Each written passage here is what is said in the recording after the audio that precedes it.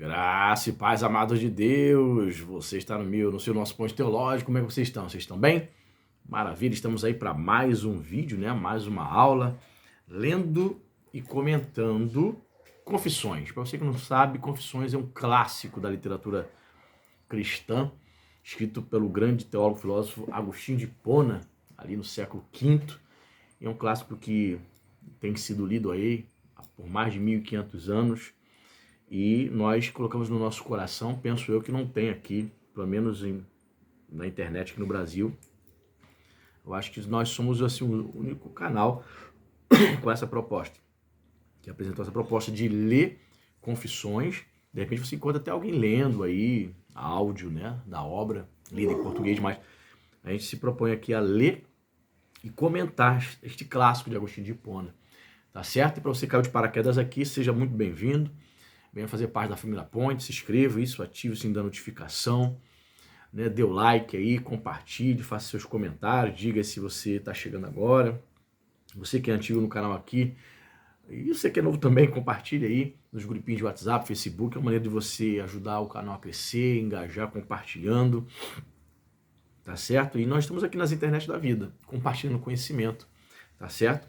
Peço a você também, você deseja nos ajudar, quer fazer parte do nosso grupo do WhatsApp, da família Point? Pois é, nós temos um grupo muito bombado, um grupo assim, muito elétrico, muito dinâmico, muito ativo. De WhatsApp não é um grupo a debate não, tá? É um grupo para a gente trocar ideias sobre livros, teologias, lançamentos, etc. Então, você quer fazer parte do grupo, nosso grupo, torne-se um apoiador, faça esse propósito, seja um patrono deste canal. Aqui embaixo nos comentários tem o link do Apoia-se, a partir de R$5, se torna um apoiador mensal, eu vou te colocar lá no grupo do WhatsApp, tá certo? E você talvez diga assim, pastor, R$5 para mim é muito pouco, eu acho que eu não consigo nem fazer um lanchezinho aqui na barraca do Zé, aqui perto de casa, com R$5 não dá não, mas eu quero ajudar com 10, com 15, amém. Deus abençoe a sua vida, faça isso, sugiro você ser um apoiador. E se você deseja nos abençoar de forma aleatória, tem aqui nos nossos comentários também o nosso Pix, você pode doar R$1, abençoar qualquer valor, tá certo? Então vamos seguindo aqui, hoje é a aula 32, tá certo? Dessa série. Ele divide, para você que não sabe, você, a aula 32, então você vai lá na playlist, eu sugiro você começar do começo, tá certo? Ali, assistir desde a primeira aula, mas para você que está chegando aqui e não sabe, o negócio é o seguinte, ele dividiu a obra dele em 10 livros, é como se fosse assim, 10 capítulos, sabe? E temos assim a obra dividida em versículos, né? Então é livro 1, tantos versículos, livro 2, tantos versículos. Nós estamos no livro 3, vamos estudar hoje o versículo 15 e 16. Então a cada encontro nosso, a gente analisa, a gente lê e comenta 2 versículos. Então estamos chegando aí praticamente a 1/3 da obra, tá certo? Então com 32 aulas estamos a 1/3. Possivelmente esta série vai ultrapassar os 100 vídeos, porque são 10 livros ou 10 capítulos, como você queira dizer. Então vamos lá. Agostinho vai dizer o seguinte no versículo 15 do livro 3. Será possível que em algum tempo e lugar esteja errado este mandamento? Ame o Senhor, Senhor Deus, de todo o teu coração, de toda a sua alma, de todo o teu entendimento, e ame o seu próximo como a si mesmo. Mateus 22, 37, 39. Ele faz essa pergunta. Portanto, todas aquelas ações erradas que vão contra a natureza devem ser em toda parte e em todas as épocas detestadas e punidas, como aconteceu com os homens de Gomorra. Por exemplo, isso é interessante, ele diz aqui que toda iniquidade deve ser punida em qualquer época, em qualquer contexto. Existem alguns historiadores nos dias de hoje, né, protestantes, que quando eles veem alguns erros dos seus heróis, dos seus ícones, dos seus teólogos do passado, eles vão dizer assim, não, ele agiu assim por causa do contexto, por causa do espírito do tempo, do espírito da época. Não. Agostinho diz algo aqui tremendo e eu concordo. Ou seja, todas as ações erradas, todo tipo de iniquidade, todo tipo de pecado, todo comportamento perverso deve ser detestado em toda e qualquer época. Assim como a prostituição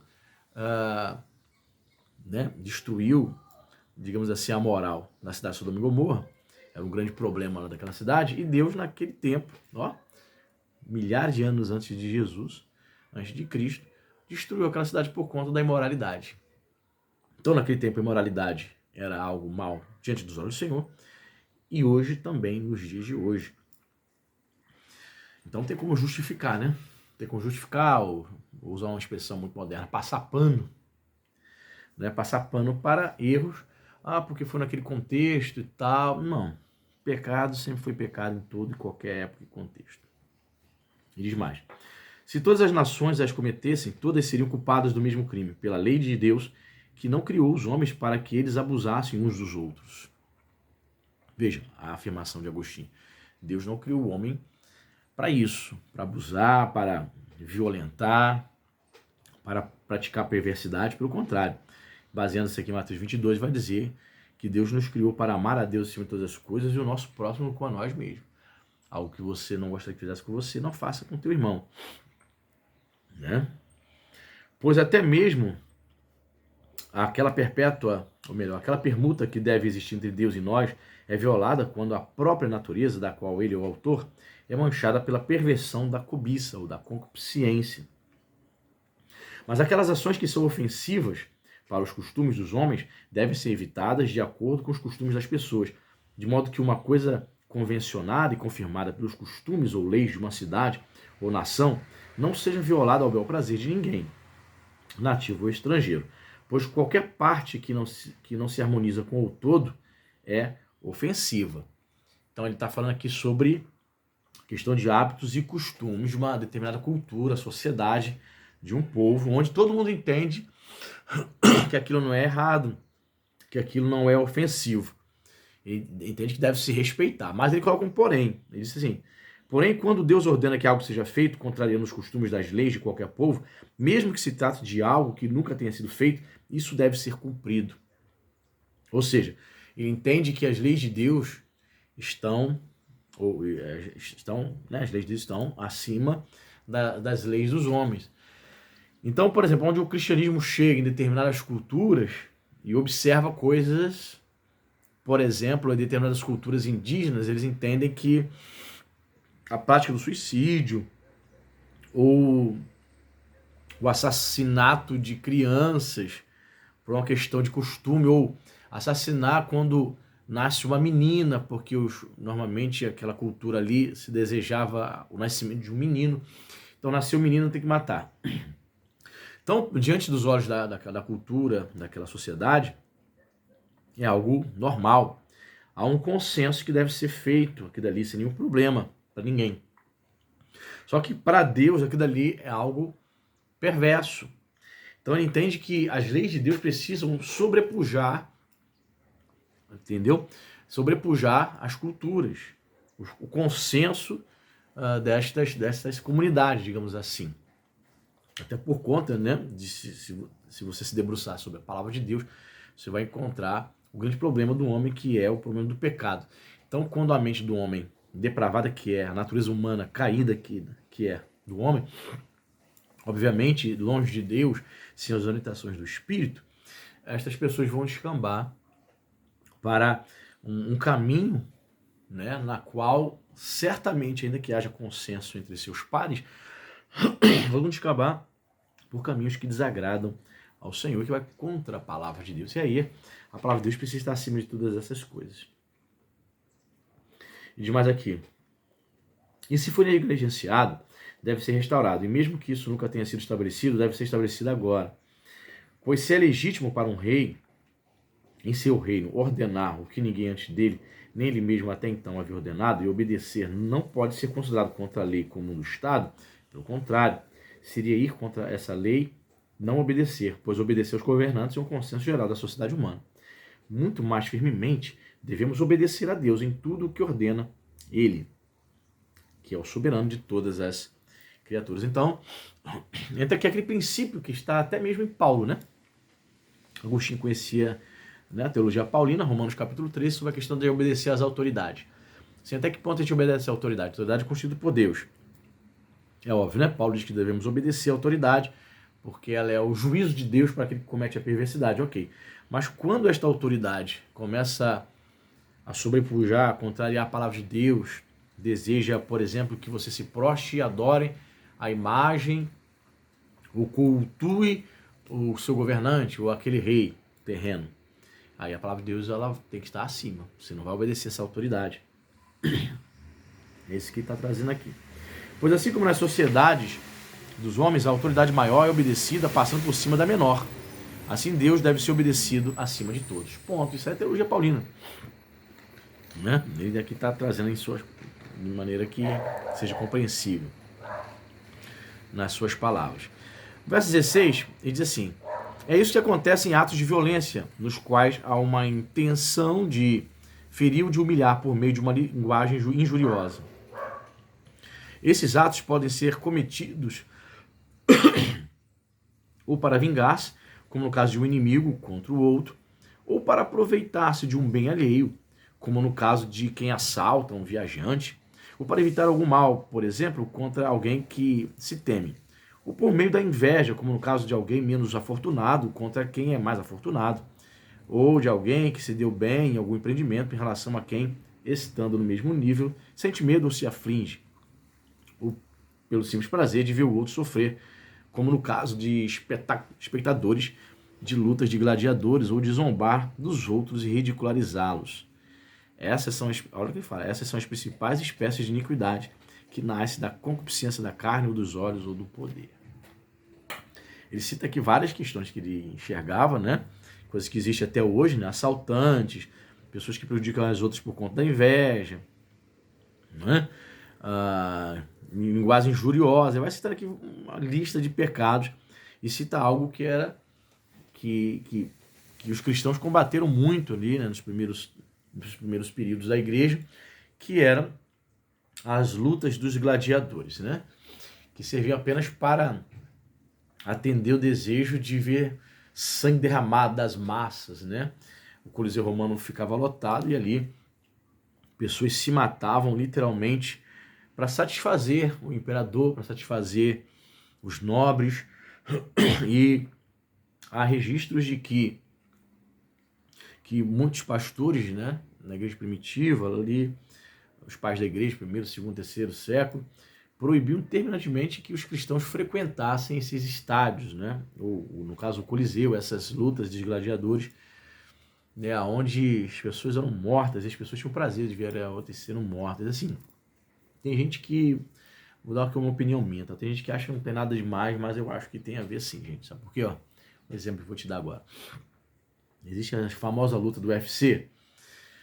Eu, como crente, eu não me sinto à vontade, não me sinto bem vendo dois homens lutarem no octógono do UFC, arrancar sangue um do outro. Você vê que as orelhas do cara são defeituosas de tanto apanhar. Tem alguns que morrem, tem alguns que ficam sequela, tentam tomar na cabeça. O melado desce, o supercílio é arrebentado. Enfim. E eles vão dizer que isso é esporte. Eu entendo que esporte, a prática do esporte tem que fazer bem ao corpo, ao nosso corpo principalmente, né? A mente, ao corpo. Um esporte que pode me deixar com sequela, que pode me matar, um soco bem dado, pode me matar naquele exato momento, eu não considero esporte. Aí eu me lembro que até o Galvão Bueno, quando ia narrar esse UFC alguns anos atrás, dizia: os gladiadores do século XXI. Veja com que ele comparou. Porque realmente a ideia de que os caras estão se apanhando, parece que alguém vai morrer a qualquer momento. Já houve mortes, registro de morte nessas lutas de UFC. Só que eles vão dizer que é esporte. Rola muito dinheiro. Então é algo que não acaba. E os homens estão ali, bate. É algo assim meio que sanguinário, algo perverso que satisfaz a sua carne. Ou seja, Agostinho lembra da luta dos gladiadores para dizer que o simples fato de assistir não era nem lutar. O simples fato de assistir era atender à iniquidade da nossa carne, dos nossos olhos, do nosso desejo de praticar aquilo. Ele diz mais aqui: esses atos podem ser isolados ou combinados 2 a 2, ou todos ocorrendo ao mesmo tempo. E assim os homens praticam mal contra os 3 e os 7. Aquela lira de 10 cordas, citando aqui Salmo 144, 9. Tem os 10 mandamentos, ó Deus Altíssimo e Dulcíssimo. Mas que vergonhosas ofensas podem ser cometidas contra ti, se tu não pode ser manchado? Ou que ato de violência, se não pode ser ferido? Tipo assim, como assim? Quando a pessoa fala assim, o senhor está pecando contra Deus, está cometendo uma violência contra Deus, ele questiona, faz uma pergunta retórica. Como assim? Como Deus pode ser atingido? Como eu posso estar atingindo a Deus com essa iniquidade aqui? Se ele não pode ser atingido, se ele é espírito, ele é inatingível. Ele faz essa pergunta e ele vai responder, ó. Mas tu vingas o que os homens cometem contra si mesmos, de modo que quando pecam contra ti, eles ajam perversamente contra a sua própria alma. Se ligou? Agostinho entende que toda a iniquidade, toda espécie de pecado, cometemos sim contra duas pessoas, contra Deus e contra nós mesmos. Pois é, principalmente nos anos 80, né? Até os dias de hoje, só que hoje é mais abafado. Quantos homossexuais morrem por conta de terem contraído o vírus da AIDS? Quantos? Nos anos 80 as pessoas faziam mais alarde, né? Hoje o cara convive com soro positivo, é um aidético, mas ele toma os coquetéis ali, tem uma sobrevida e continua transmitindo AIDS para todo mundo. Pois é, ele comete um pecado contra Deus, vivendo na imoralidade, no homossexualismo, mas contra si mesmo. Porque ele pegou uma doença incurável e está prejudicando, está violando as leis da natureza do seu próprio corpo. Então Agostinho entende que qualquer tipo de perversidade, qualquer tipo de pecado, violenta a Deus e a sua própria alma. Quando pecam contra ti, eles agem perversamente contra a sua própria alma, e a própria iniquidade se ilude a si mesma, corrompendo-se e pervertendo a natureza deles, que tu criaste e ordenaste, ou pelo uso excessivo do que é permitido, ou por paixões vergonhosas, trocando relações naturais por outras contrárias à natureza. Ele cita Romanos 1:26, justamente é o texto de Paulo, onde ele vai falar sobre homossexualismo masculino e feminino, né? Principalmente o feminino. Ou eles se tornam culpados por imprecarem contra ti com seu coração e língua, resistindo ao aguilhão. Atos 26:14, né? Ou quando, rompendo os limites da sociedade humana, eles atrevidamente se divertem com obstinadas maquinações e seitas em busca de algum objetivo de lucro ou alvo de ofensa. E essas coisas são praticadas quando tu és abandonado, ó fonte de vida. Que interessante, né? Todo pecado praticado pelos homens é cometido, segundo Agostinho, quando o homem abandona a fonte da vida, que é o próprio Deus. Isso é interessante, né? Veja bem, o homem que está longe de Deus, que não nasceu do Espírito, não é convertido, ele vive no estado contínuo de pecado, né? Simplesmente porque ele abandona ao Senhor. E o crente, quando peca? A gente pode afirmar, então, segundo essa declaração de Agostinho, que o cristão, quando peca, voluntária ou involuntariamente, é um momento, sim, não deixa de ser aquele momento que ele se afasta de Deus. É um momento que ele deixa de perceber a presença de Deus, não deixa de ser, né? Para cometer o ato. Certo? Então, todo pecado que cometemos não deixa de ser uma espécie de abandono, ainda que temporário, né? Do temor de Deus ou da presença dele. E essas coisas são praticadas quando tu és abandonado à fonte de vida, que és o único Criador e governador do universo, e por um teimoso orgulho, qualquer coisa falsa é acolhida e amada. Assim, então, por meio de uma humilde devoção, nós retornamos a ti. E tu nos purificas dos nossos maus hábitos, és misericordioso com os que confessam seus pecados, ouves o gemido dos prisioneiros, citando um trecho do Salmo 102:20, e nos liberta das correntes que nós mesmos criamos, contanto que não ergamos contra ti o chifre de uma falsa liberdade, o que nos vale a perda de tudo devido à ganância de obter mais, mas amando o nosso bem pessoal do que a ti, ó Deus de todos. Muitos pecados, né, ele vai dizer aqui, são cometidos por nós mesmos, né? Esse é o problema dos homens, né? Alguns homens se queixam de sua situação, mas é justamente ele que cavou ali sua própria cova, foi ele mesmo que plantou, que semeou ali uma desobediência e vai reclamar de quê? O que vai reclamar? Semeou, vai colher corrupção. Então ele termina aqui esse versículo 16 dizendo que muitos homens vão amar mais os bens materiais, são gananciosos, do que a Deus. Isso também acontecia no tempo de Agostinho Infelizmente nós vemos isso acontecendo nos dias de hoje, né? Pessoas que se declaram ministros de Deus, amando mais o dinheiro do que o próprio Deus. Que Deus nos guarde, nos livre disso. Vamos prosseguir então no próximo encontro, mais um vídeo da série Lendo e Comentando Confissões. Dê o like, comente, seja nosso apoiador, Deus te abençoe.